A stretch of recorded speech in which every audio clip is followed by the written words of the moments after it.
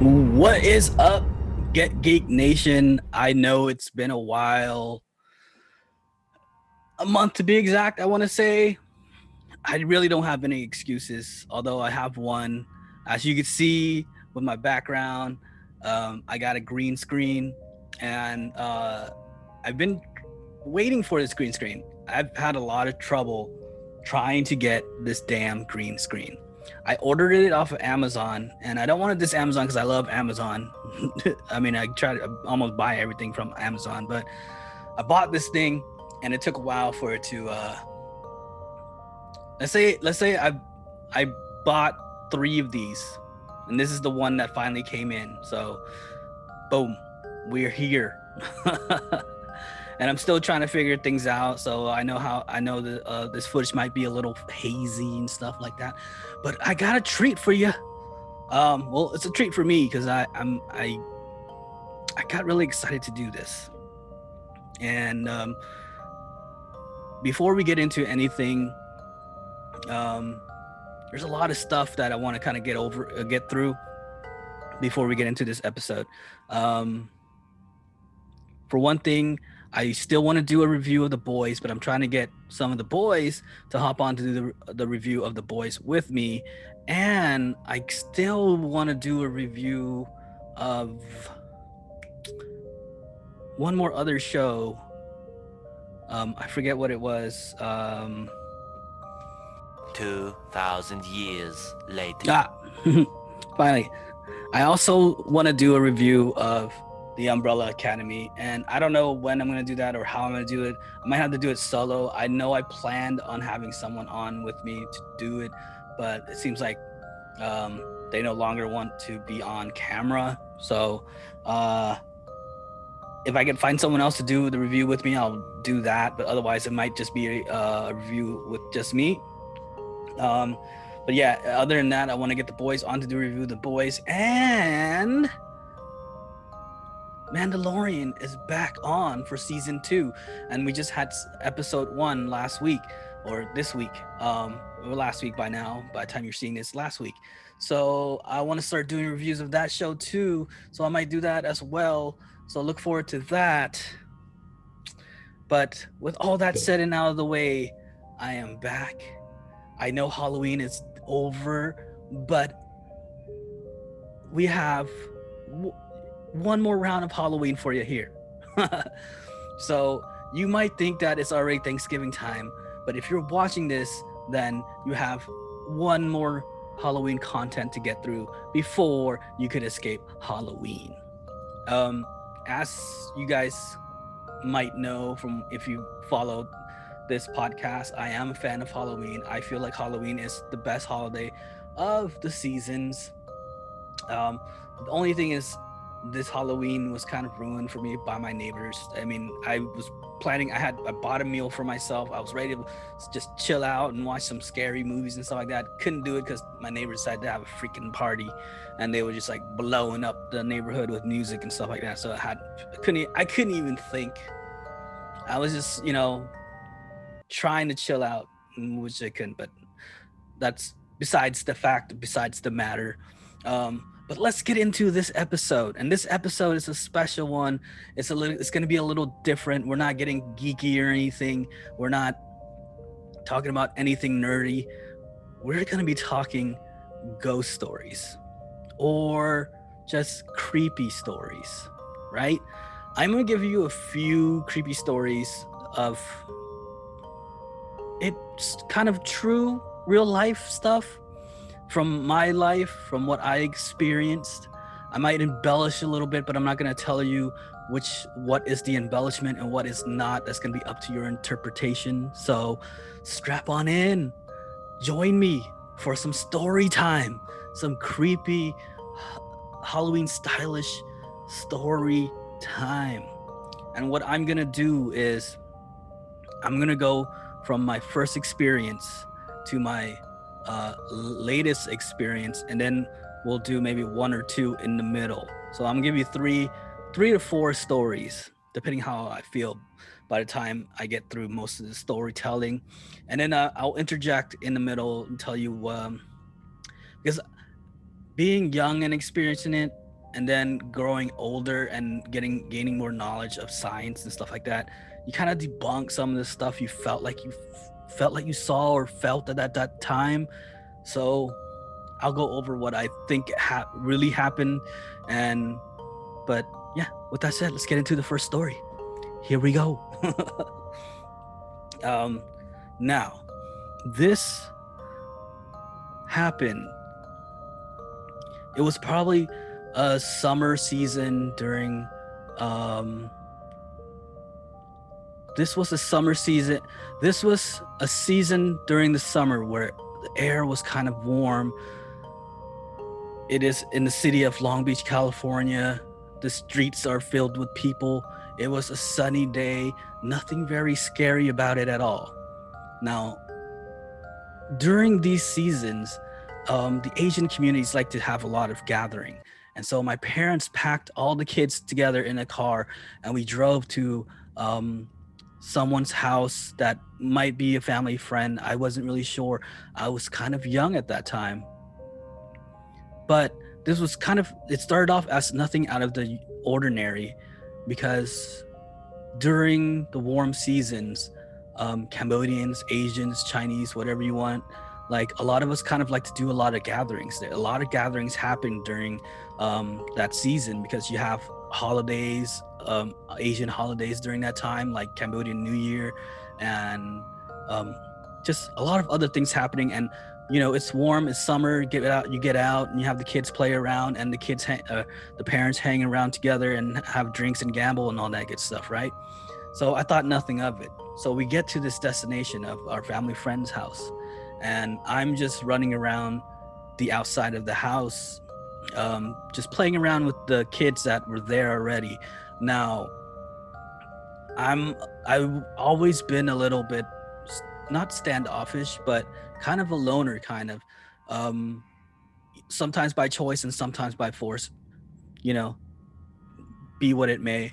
But it started off fine because I was playing with the kids fairly easily. They were kind of inviting at first, but then they decided that they were kind of bored with me, probably something like that. And so they said they wouldn't allow me to play with them anymore. So as a kid, you kind of go, oh, like, oh shucks, and you start looking for your parents to see what's going on there. And plus there was food inside. And so I, as a curious little kid, figure my way inside into the house. And strangely, for some weird reason, all the kids were outside of the house. They were not allowed inside the house. And this was starting to look like not an ordinary gathering once you start paying attention to what's happening, because I witnessed or saw a lot of monks gather into the house, like more than usual. But if you go to like a temple or something like that, you see this many monks. So it'd be ordinary if you were at a temple, but out of the ordinary if you were at someone's house. And this was at somebody's house. It was not a temple. And you see a lot of smoke in the air because of the incense that everyone was burning. And you start to hear a lot of chanting. There was a lot of eerie chanting going on. And as a kid, you don't really understand because either you don't understand the language, you don't know what they're saying, you don't know what's being chanted, but all you hear is just everyone chanting kind of the same thing over and over. And I'm making my way into the house through the kitchen. And of course, as a kid, you grab some food when you see it. So I grabbed me, like, it was meat on a stick. I remember it being meat on a stick. I grabbed that and I'm chewing on this piece of meat, trying to make my way through the house. And I see everyone kind of gathered in the living area of this house. And so I'm pushing my way through the crowded group of people while they're all chanting. And I peek through the middle to where I see one lady in the middle of all the group, just lying down there. And at first she wasn't moving. It seemed normal, but out of not normal, but not normal. Kind of weird and freaky. But once again, seeing it through child's eye, you don't really comprehend what's going on. And then you start seeing the monks kind of sit around this lady, and the chanting is still going on.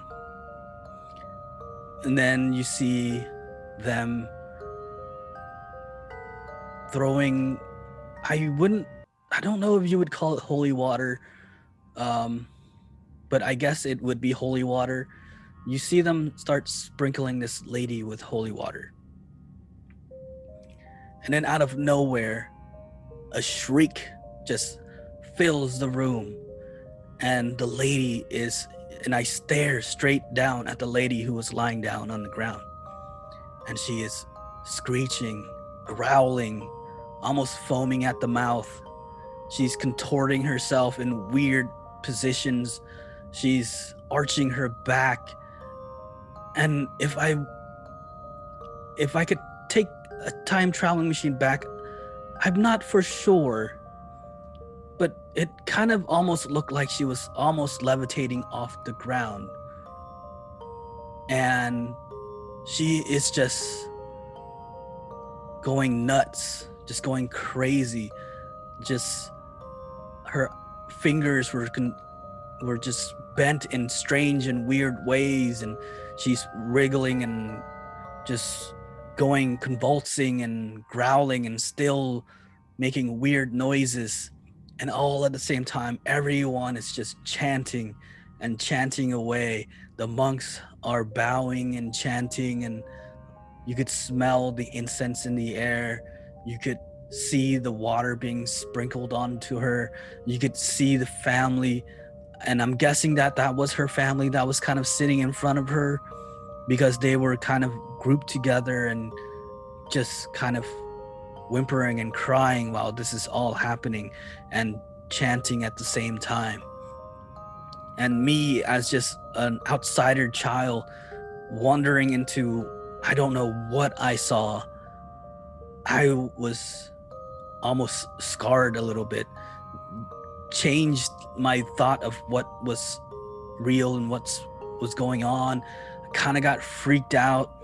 And so, holding the beef stick that I took from the kitchen, I turned myself around and I walked outside.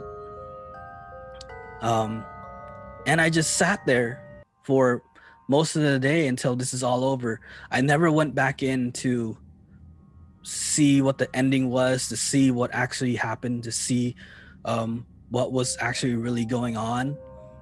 I basically sat outside. I grabbed myself another plate of food, and this time I grabbed a whole plate of food just so that the time would waste a little longer. And I just sat there on the stoop of this house and ate the plate of food slowly so that time could waste, so this was all over. Because I myself, as a child, was ready to just leave. And that is story number 1. Now, what really happened there? I don't know. To this day, I really don't know what was going on there. I want to say that it was a Buddhist exorcism. I mean, from what you've heard from my experience and what I've just told, you would think it was an exorcism. But the crazy part is, no one was holding this lady down. She was in the middle willingly, because she was not restrained in any way. So you'd think she was willingly, laying there on the ground by herself. The crazy part is that what she was doing, because was it an illness? Was she going into convulsions? Was she on drugs? Was it, Tourette's? Who knows? Because as a kid, you don't have that mindset of, she's probably sick, And then but being older now too is like she could have had any of those things, but you don't really know unless you ask, unless you really talk to them and find out what it really was. But there's no way of going back there and asking this lady what was actually happening. And this was the first time I ever seen monks kind of gather around at a house. Not the last time I saw monks gathering around a house. In fact, there's another story coming up where we have more monks showing up. But was it creepy? Oh yeah, it was creepy as hell for a little kid. I mean, thinking about now, if even as an adult right now, if I walk into a room where I saw this happening and I still think it's creepy, I'd totally turn around and walk outside, back out the other way, you know? But that might have been me witnessing an exorcism. Now, do I believe in exorcism? Do I believe in possessions? If you ask me that now, as an adult, I don't. I feel like illness and miscommunication and misdiagnosis of certain types of brain trauma or problems would explain things like that. But, you know, and then people acting it up too, just for the drama, could be also part of the reason of what was actually really going on at that time anyways too. So who knows? But there you go. Story number 1, the witness of a Buddhist exorcism. Now, what was embellished and what was not, you guys will probably never find out. I'm not going to tell. And we'll leave it at that. Now let's go to my latest experience, my latest spooky spiritual experience. Now, this one kind of hits home a little bit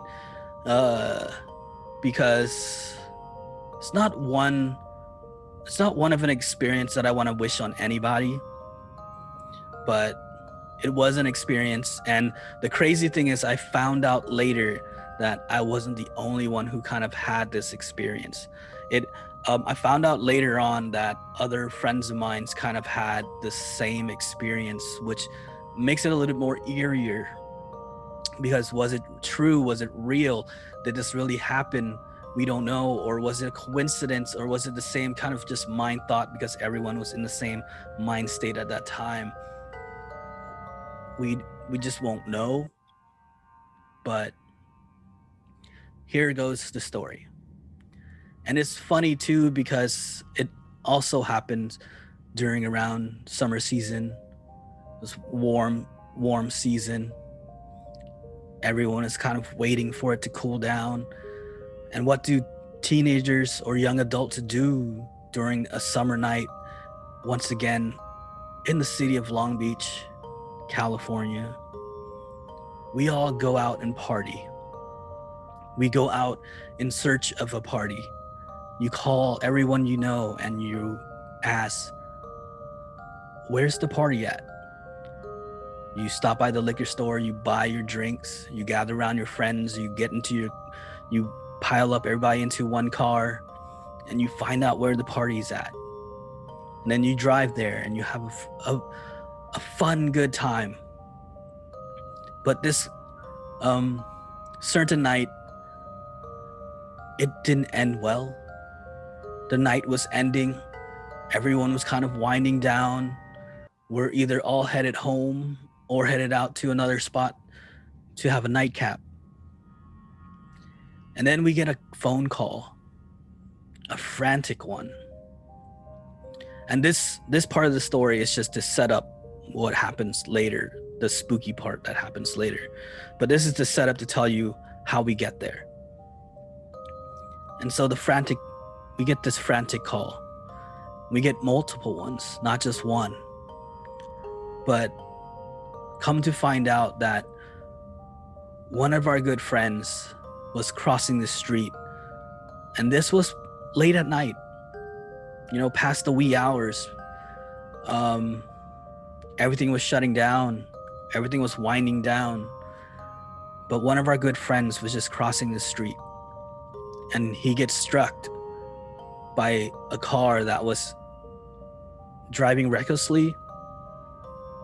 Some say that he was in a race and lost control, ran a red light, struck our friend. He was dead on the scene. And so we get this sad news. Everyone kind of races over there, or tries to race over there to see what happens.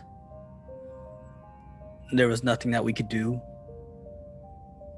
The police was there. The ambulance was there. The firemen were there. Everyone had a meeting either a day later or a couple of days later at the accident site. And we were all sad. Some of us cried. Some of us didn't know what to do. Some of us couldn't cry because it was just insane to see what had happened or to hear what happened, to know the story. This was the worst person for it to happen to, because this guy was just, he was the nicest dude. You know, he did no wrong. Like, he had no bad intentions in him. He was the coolest guy you would know. Let you live at his house. You know, if he had money, he'd give it to you. So a good soul was taken from us at this point in time. And that's just the setup to the story. So a good friend of ours had died. Days passed by after this, and there was plans on a benefit show for him. The friend of ours, he was a guitar player for bands, and most of the people that were friends with him were from bands, and there was plans of a benefit show to raise money for his funeral and some sorts for surviving members of his family and things like that.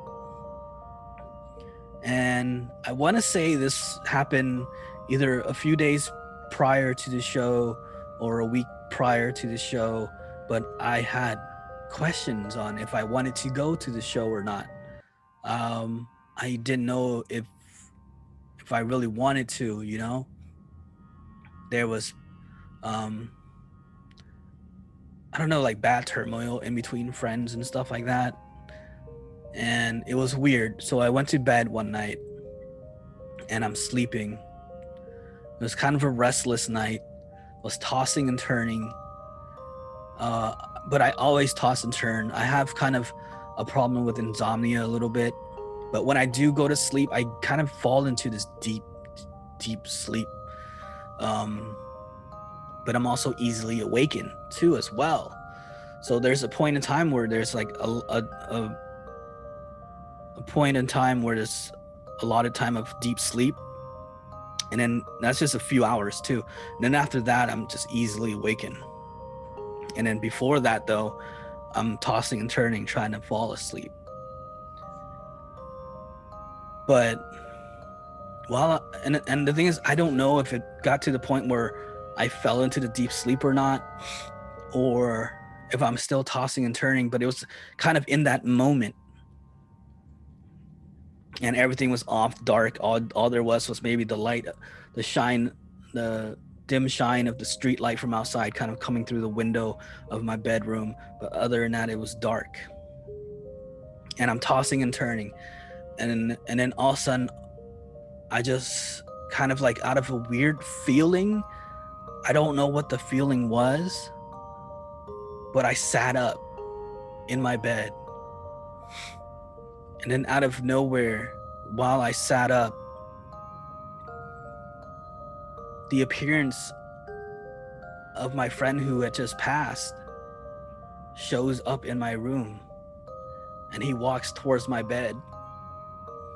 And I'm frozen because I'm trying to still see, because I'm in between that state of, you know, kind of opening my eyes to the darkness and having it adjust in the darkness.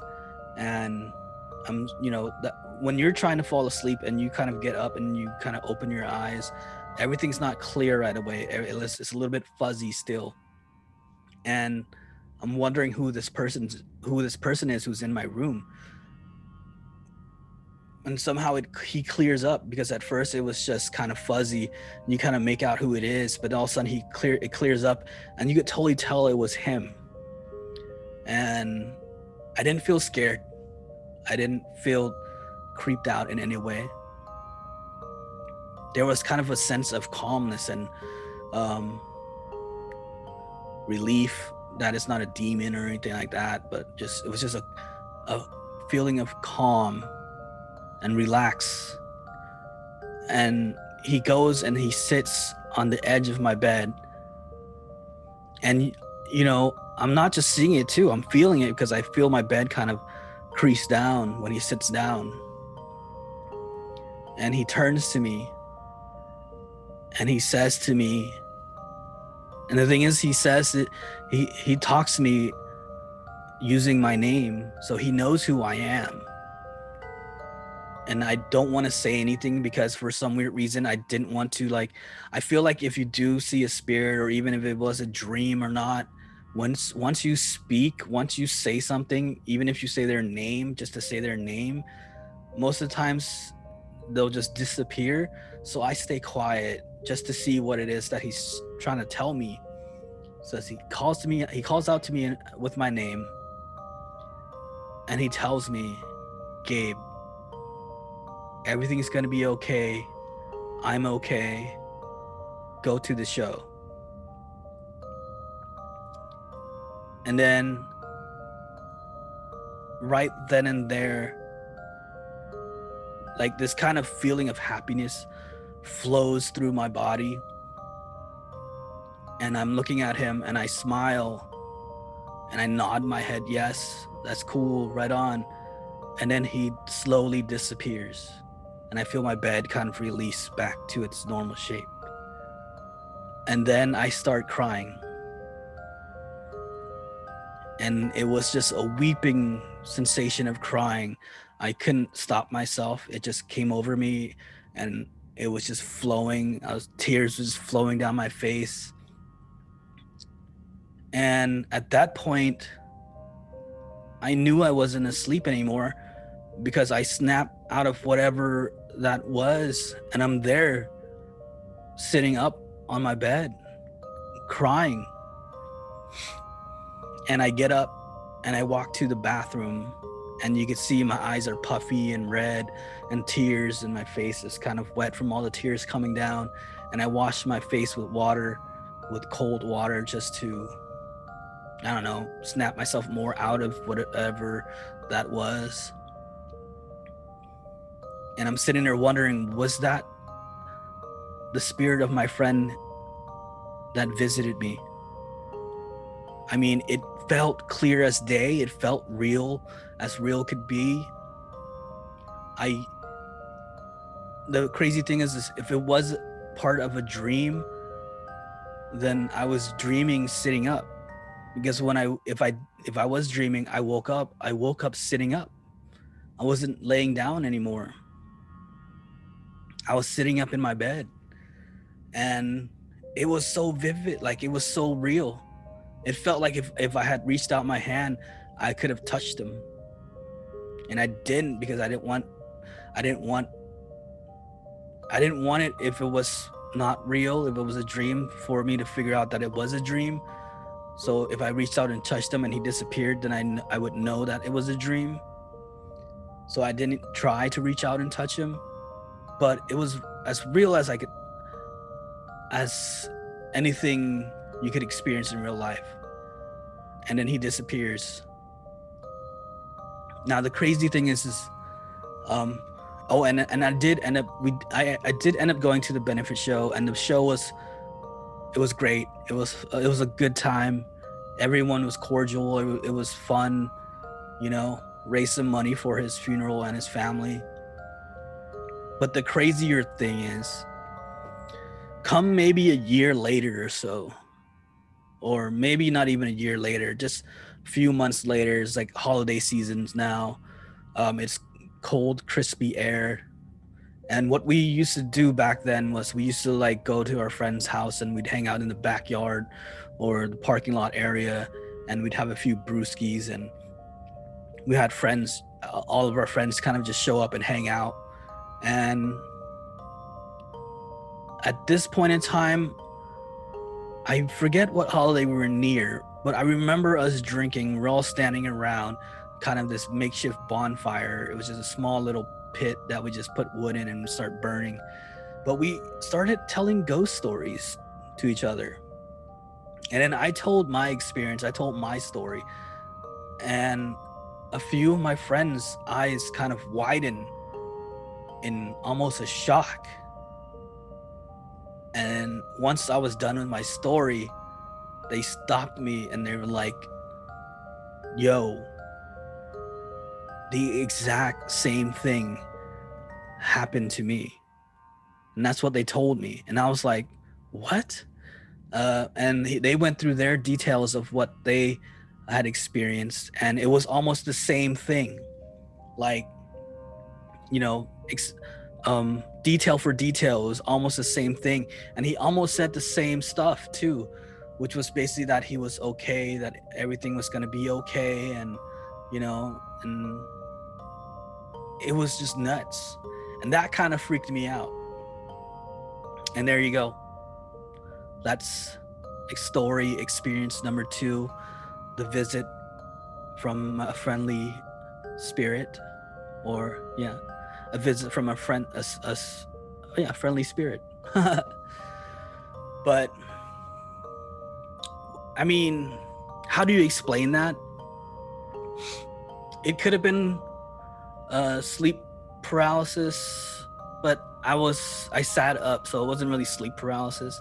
It could have been just a vivid dream, one of those dreams that you kind of you're able to control, and maybe that's what you were thinking at that time. And being that it was so close to his passing, that could maybe explain the thought of multiple different people having, and maybe we were all having vivid dreams around the same period of time, and because we were thinking the same thing because of what happened, we all kind of had the same experience. That could explain it. Or it was actually the spirit of my friend visiting every one of us, letting us know that he is okay and for us not to worry. Take it however you want it, but that is my story, and that is what happened. I want to think that it was my friend visiting me, even though I don't have a true belief in spirits and the afterlife and stuff like that. I do want to believe. I've tried so many times to gather proof so that the world would show me that spirits and afterlife do exist, but I've never seen proof. Nothing's ever showed up before, so I don't know if it's real or not, and I don't know if I believe it. Let's just say, like, I'm on the line of believing, but it's more of a want to believe than really believing. And for that point, or for that story, for that time, I want to believe that it was actually the spirit of my friend coming to visit us, letting each and every one of us know that everything's okay. And I'll leave it at that. But let me give you guys an extra story of how I've tried to have the spirit world show itself to me. I have a good friend who's a tattoo artist, and every time I visit him, he's always saying how his apartment is haunted, how the area where he tattoos is haunted, that it's a little girl that always shows up and plays around with him and messes with him and stuff like that. And so one night we got done drinking at a bar, We didn't want to end it there. We still had a lot of energy in us. We had bought a case of beer more at the liquor store before they stopped selling liquor. And the only safe place to go was his tattoo area, right on the side of his house, his apartment. And so we go there. Now the bar is closed at 2. We hung around outside the bar up close until 3. And so we're there at his apartment around 3 in the morning. And people consider this the witching hour.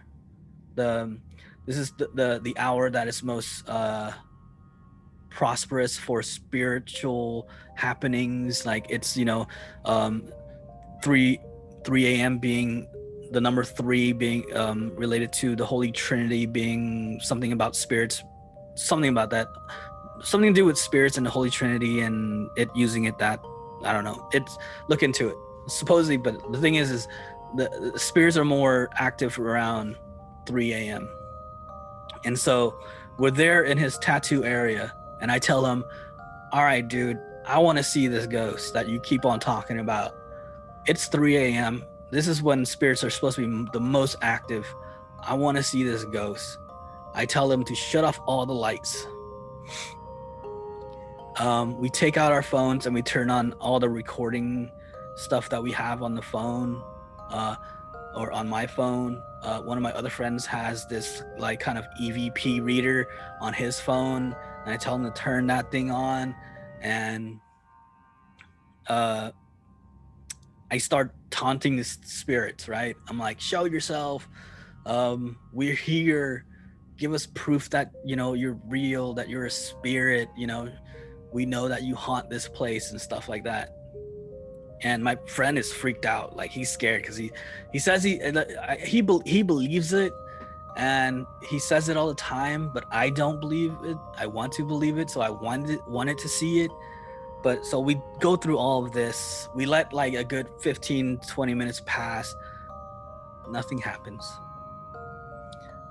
By that time I have him turn back on the lights, and we start drinking, and he feels a little safer now. He's calmed down, and we finish the case of beer and we go on our merry way. But nothing happened the whole time that we were there. I think we were there until 4 a.m., which is kind of crazy. Being young, you were able to stay up that late and just go on. But yeah, we end up staying there for another hour till 4 a.m. and then we all went home.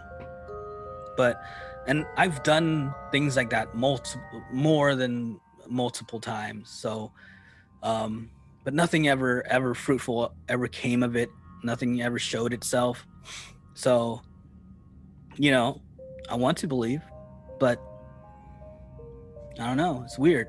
Now, let's go to my third story. And I think I'll end it here because I felt like we've gone a bit long. But I'll end it with this third story. And this is back when I was younger.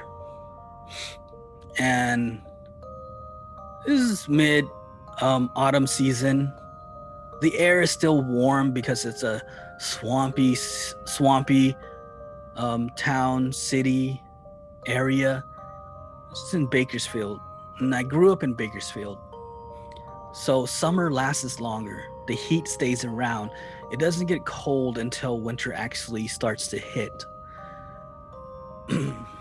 And it might have been a holiday because everyone was home. I was at home. My little brother was at home. My little sister's home. And then my 2 older sisters were home. My older brother was gone somewhere. He was at that point in time, he was always gone. He had friends, he had a car, he was able to drive, so he wasn't around. We lived in a weird apartment building in the middle of town. The front street in front of us was a main street in town. And when I say we're in the middle, because we were kind of in the middle, because we were maybe a mile or so away from an elementary school. High schools all around us. You go one way in one direction, you hit the end of town, you go one way, in the other direction, same idea. So it's almost the middle of this town, Bakersfield, right? And we lived right next to a church, which was already made it kind of a little bit creepy. And I don't know why, but if you ever lived next to a church, it was just always creepy. Maybe it was because spirits are just attracted to churches. Maybe because spiritual things happen in churches. Who knows, you know? Something that's kind of like related to God or whatever, you know, something just weird and strange about it. Um, it was a little eerie because it goes our apartment complex and then an alleyway, and then right next to the alleyway is the parking lot of the church, and then the church itself, and then in front of all that is the main street that goes through the city. Now the apartment complex was kind of crazy in itself because you had the apartments and then the garage behind it, and on top of the garage is kind of this roofing area where you could actually, you had windows at the back of the apartments where if you took out the screen, you could actually walk out onto the roofing of the garage areas and you could walk around. So cats loved that area, and late at night you could hear sounds that sound like cryings and screamings of little kids and babies. Were they crying, screaming little babies and kids? Or were they the cats? Because cats make almost the same noise when they're out there being fertile and hungry or just horny. I don't know if you guys have ever heard horny cats, but it's the scariest sounds. They make the scariest sounds late at night, in the dark, moon full, so you only have the light of the moon shining down, but you could only see so far because of the darkness, and you hear these weird screeching, screaming noises. And not just that, but weird things have happened in this apartment. I one time was walking around, and I grew up a latchkey kid, so because my parents are always at work. And so I've kind of watched over myself. My sisters, they sometimes watched over me, but they would get bored and they did their teenager stuff, and I was left to my own. I've countless of times I've kind of broken out of the apartment and did whatever I want. I had a penny board that I would take with me, and I would just skate all around the neighborhood to the local Circle K to play video games or buy comic books and stuff like that. But scurrying around the apartment complex, I want to say that maybe one of our apartment attendees was a Satanist of some sort, into the occult, if you may, because I would find these drawings, and the thing was that even though to maybe regular people it was scary drawings, to me, I found having a mind for the artistic ways. These drawings were good. They were good drawings. They were very well drawn. A lot of detail and shading was really on point, but the drawings were of demonic stuff, pentagrams, demons, the devil, dragons, monsters, and they were always scattered around the apartment complex. Creepy, right?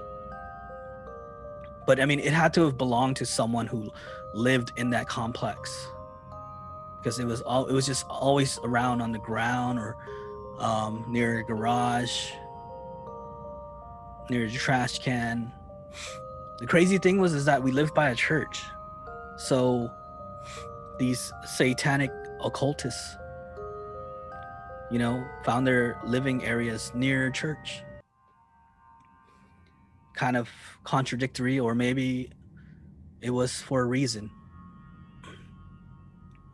But I remember a few things happening around this apartment complex. Well, one time, a lot of times when Asians move into a house, we have it blessed. And to have it blessed, you'd have kind of a little gathering, get together, party. But in the middle, you'd have monks come through the house and they would bless it with, incense and holy water and chants and not seances, but just chants. And so the crazy weird thing is that we did this a few times for this apartment complex, which was kind of out of the ordinary, because usually you just do it once you when you freshly have the house, and then that be that. But we had one when we first moved into the house or apartment, and then we had another one later on, and I didn't know what the other one later on was for. But maybe being an adult now, I could kind of see, because a lot of weird things did happen in that apartment. Like, doors closing by itself. I've woken up with sleep paralysis one time, and this was a little creepy and scary, because it just didn't happen to me, but it happened to multiple people in the family. So we had multiple accounts, and we had multiple stories being told about what happened there at the apartment. But one time, and this was a little creepy, was I woke up in the morning and I couldn't move. But I knew I was awake because I was looking around and I was trying to talk, but I couldn't talk. And then I hear my sister open the door and walk into the room. And then she screams because she gets hit by a teddy bear. And so she thinks that I threw the teddy bear at her. But the thing was, at that time, I was still trying to wake up. And then so she shakes the bed that I'm sleeping on, saying, "Hey, why'd you throw the bear at me?" And then all of a sudden, out of nowhere, I was able to move and get up and say something. And I was like, I didn't throw it. I was still sleeping. I was trying to wake up. And I was trying to explain to her what had happened. But, sisters being sisters, they just got mad. She just got mad and she just walked out of the room.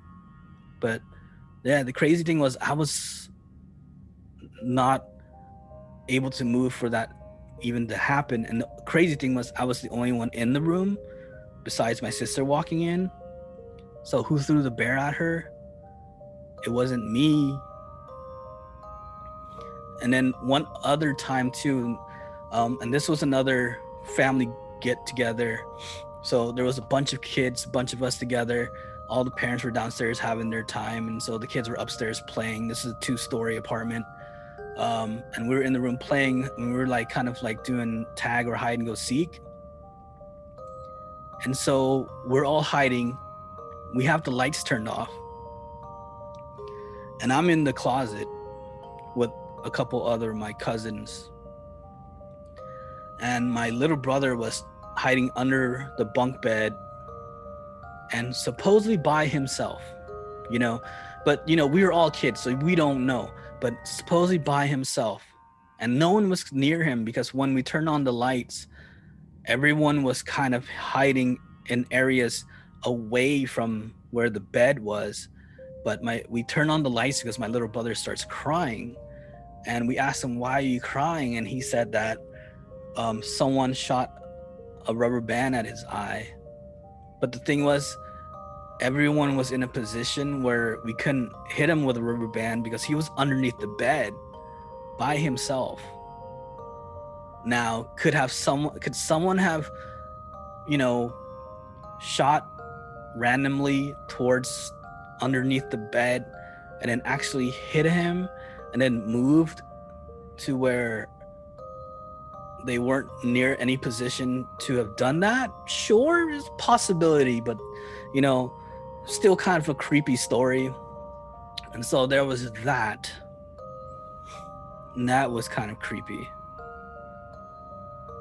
And then the main juicy part of the story here, where I get to, it was once again, mid-autumn season.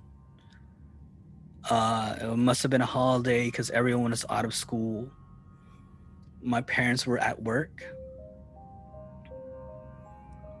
and all the kids, we were all in the parking lot of the church because it was always open. There was really no gates. So, and they had 2 basketball courts inside the parking lot of the church. And so we were there with our bikes and our skateboard. And I was on my penny board as usual. And I was just riding around. And I get closer to the church. My family, my brother and sisters were still near the basketball court, which was in the middle of the parking lot. And I'm skating near the church because it was less gravel and the penny boards rode smoother on smoother concrete than gravel. And so I'm riding around, and then I hear just a group of people screaming and crying. And I'm like, what is that? And I hear it, and it's coming from kind of middle of the church. That's where the sound was coming from. And I'm like, whoa, what is going on there? And I yell out to my brothers and sister, like, hey, I hear people like crying or something. I'm gonna go check it out. And I don't know if they heard me or not, but I just wanted to give that warning that I'm kind of breaking off from the group. And once again, there's no one here at the church.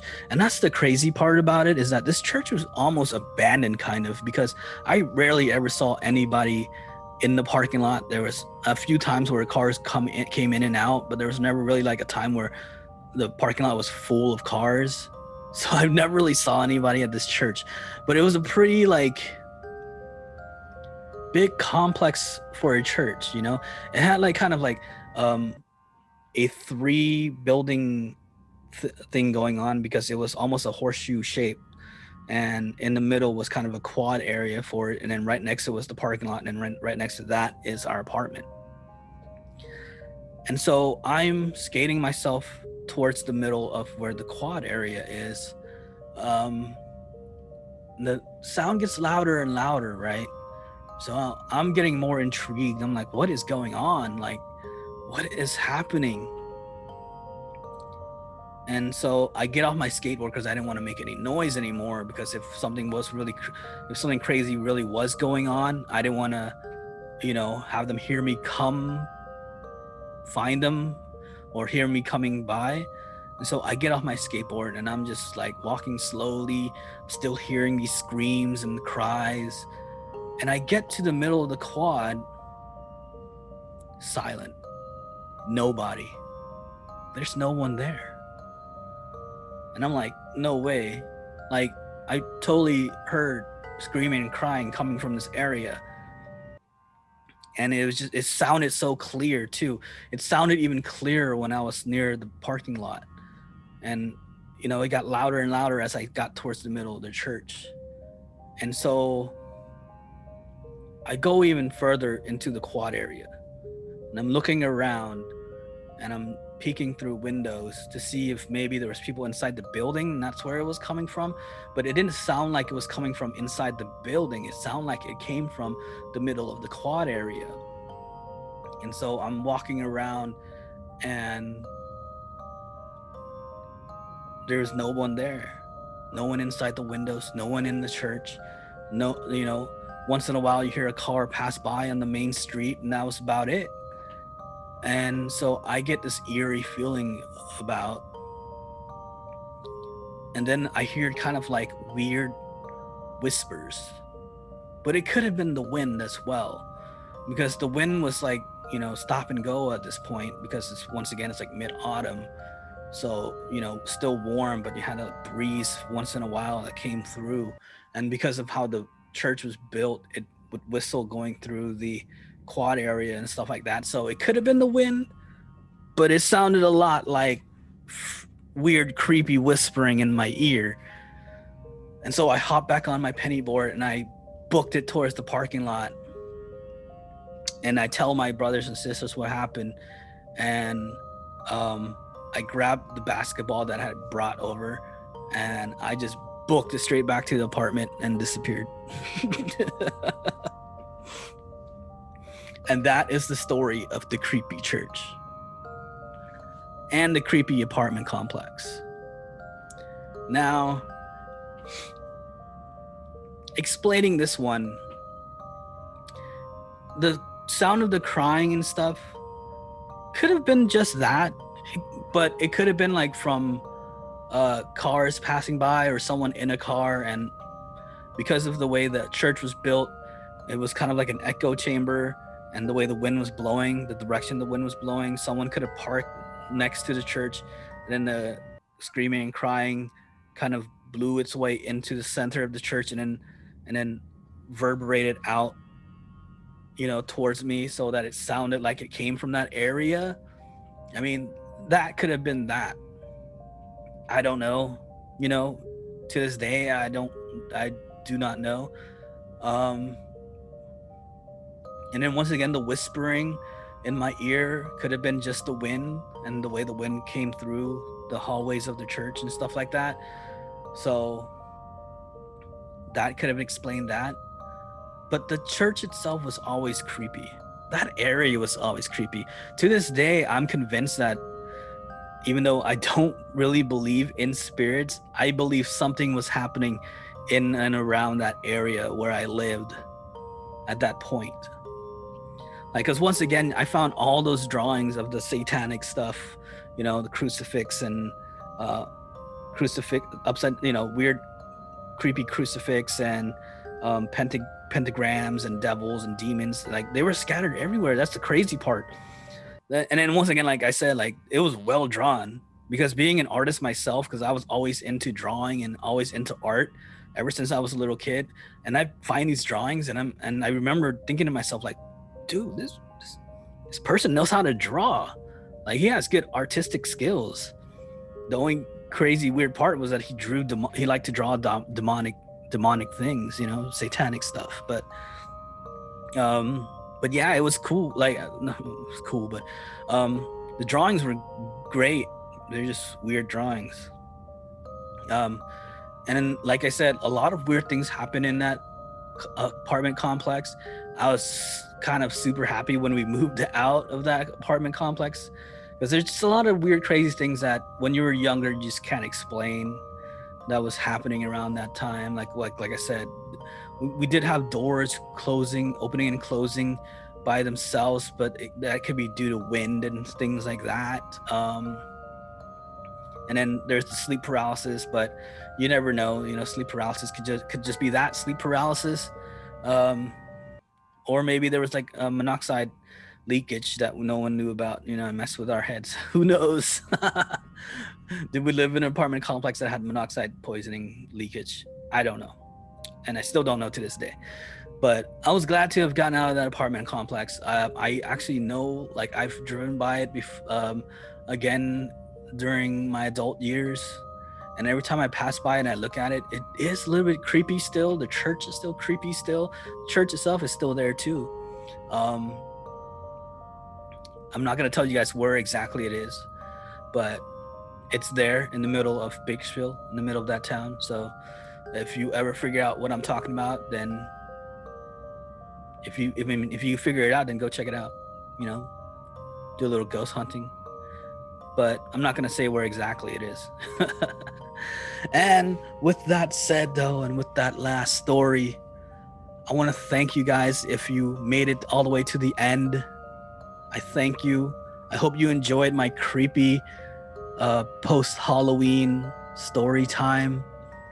I hope it was fun for you as it was for me. If you got creeped out, I did my job. If you enjoyed and had a fun time, I want to say thank you. And please tell a friend. Don't forget to hit that like, hit that subscribe. And I want to say much love. Take care of each other. Take care of yourself. Stay safe and healthy out there. and we'll see everybody on the next episode. Thank you guys all for watching. I hope you liked the video you guys just watched. And if you did, please do not hesitate to hit that like button and that subscribe button. And then tell a friend. And if you guys want to see more videos, check them out below. I should have 2 other videos to check out. We have other stuff to see on this channel. And with that said, we thank you guys all for watching. And we'll check you guys out laters.